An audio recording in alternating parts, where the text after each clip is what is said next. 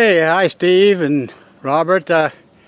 It's a story about Robert Weygandt and Steve Morris and Tom Gregory. When we were kids, wanted to start off with just when we were really young. Robert and I, we always had a lot of discussions. I call them discussions because we always had them out there in the woods and the rivers and the creeks, and so they weren't really big, heavy debates or arguments.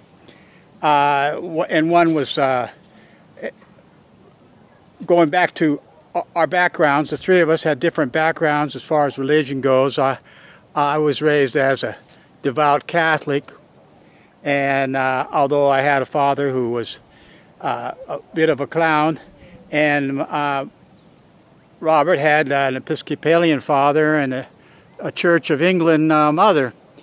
And I'm not sure what Steve's religious background was, and it kind of shows in this story that I'm saying.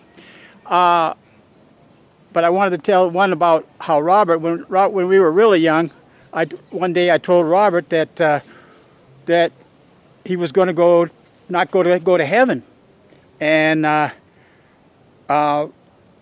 he was going to go to hell if he wasn't a Catholic. And Robert straightened me out on that, because he told me the truth about sex.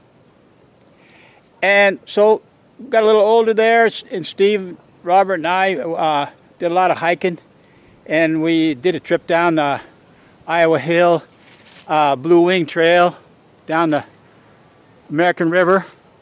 And we were down there, and we got into a discussion about when life begins. And of course, I, as a Catholic, just repeated the idea that it starts at conception, when the egg is fertilized.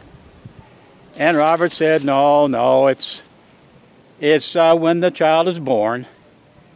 And Steve said, no, you're all wrong. He says life begins when the children leave and the dog dies. That's when life begins.